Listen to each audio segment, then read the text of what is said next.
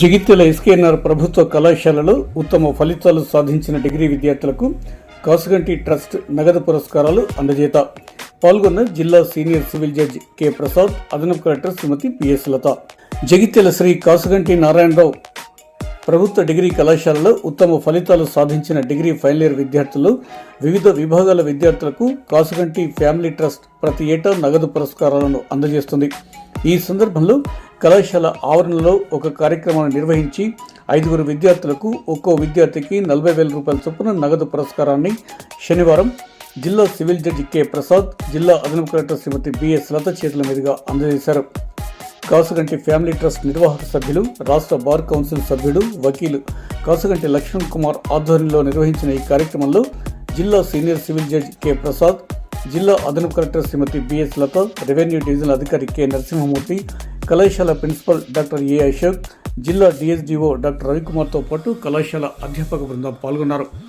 ఈ కార్యక్రమంలో పాల్గొన్న జిల్లా senior civil judge K Prasad మాట్లాడుతూ, విద్యార్థులు చట్టాలపై అవగాహన కలిగి ఉండి సామాజిక బాధ్యత కలిగి ఉంటే స్వీయ నియంత్రణతో ఉన్నత శిఖరాలను అధిరోహించగలరని అన్నారు. అలాగే ఆత్మీయ అతిథిగా విచ్చేసిన అదనపు కలెక్టర్ శ్రీమతి బిఎస్ లత మాట్లాడుతూ, ప్రధానంగా విద్యార్థులు సామాజిక మాధ్యమాలకు ఆకర్షితులు కాకుండా అనవసర విషయాల జోలికి వెళ్లకుండా చదువుపై దృష్టి నిలపాలన్నారు. రెవెన్యూ డివిజనల్ అధికారి కె నరసింహమూర్తి మాట్లాడుతూ, ఒక గొప్ప కళాశాలలో చదువుతున్న విద్యార్థులు కళాశాల పేరు నిలబెట్టాలని కోరారు. తర్వాత కాసుగంటి ట్రస్ట్ నిర్వాహక సభ్యులు, రాష్ట్ర బార్ కౌన్సిల్ సభ్యులు, వకీలు కాసుగంటి లక్ష్మణ్ కుమార్ మాట్లాడుతూ, విద్యార్థులందరూ విలాసాలకు దూరంగా ఉండి విద్యతో పాటుగా ఆరోగ్యాన్ని పెంపొందించుకోవాలన్నారు. అలాగే పేద మధ్యతరగతి విద్యార్థులందరూ న్యూనతా భావానికి లోను కాకుండా ఉన్నత శిఖరాలు అధిరోహించాలన్నారు. అలాంటి వారందరికీ ఆర్థిక సహాయం అందించడానికి తాను కాసుగంటి ట్రస్ట్ తరఫున సిద్ధంగా ఉంటారని ప్రకటించారు. అనంతరం ఉత్తమ ఫలితాలు సాధించిన బిఏ విద్యార్థిని ఏ కృష్ణవేణి, బీకామ్ విద్యార్థి K Rohit, BSc life sciences విద్యార్థిని డి మానస, బీఎస్సీ ఫిజికల్ సైన్స్ విద్యార్థిని పి అనుషకు ఒక్కొక్కరికి 40,000 రూపాయలతో పాటు ప్రతిభా పురస్కారాలను అందజేశారు.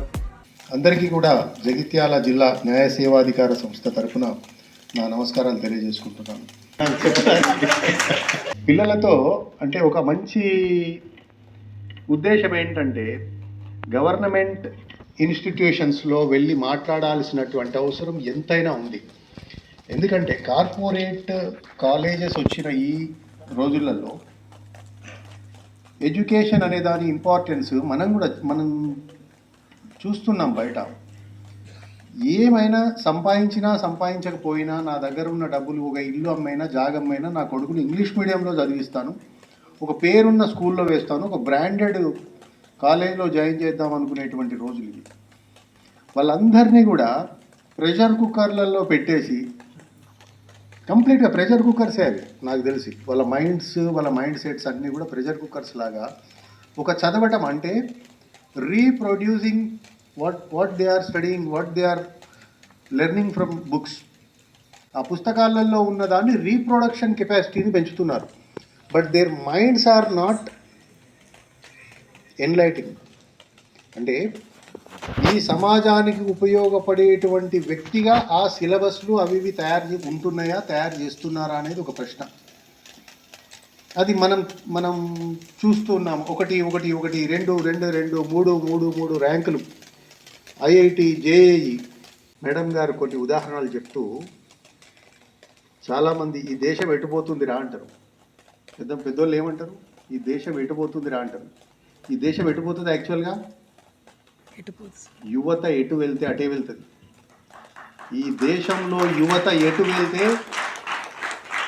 ఈ దేశం అంతా యువత వెంట వెళ్తుంది. మీకు సోషల్ స్టడీస్ తెలియకపోతే ఈ సమాజానికి నష్టం. ప్రణాళిక అని పెట్టుకుని ఆ ప్రణాళికల లోపలనే మరి, ఎందుకంటే ఏదైనా పని మొదలు పెడితే మనకు తెలుసు, దానికి టైం లిమిట్ ఇవ్వకపోతే మన ఇండియన్స్ అసలు పనిచేయదు. కాబట్టి ఆ టైం షెడ్యూల్ అనేది పెట్టుకుని ఆ షెడ్యూల్ లోపల సక్రమంగా చేసుకుంటూ రావడం వల్ల మనం విద్యలో కానీ, అదేవిధంగా వైద్యంలో కానీ, వ్యవసాయంలో కానీ, ఇండస్ట్రీస్లో కానీ స్వయం సమృద్ధి దిశగా ఈ రోజుకి వెళ్తున్నాం.